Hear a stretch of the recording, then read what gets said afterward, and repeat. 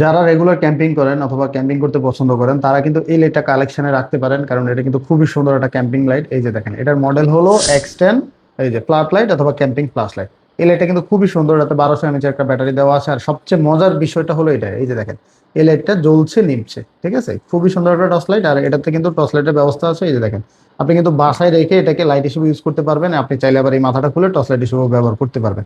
ঠিক আছে, এখানে আপনার এই যে দেখেন বিভিন্ন মুড আছে, 3টা মুড দেওয়া আছে।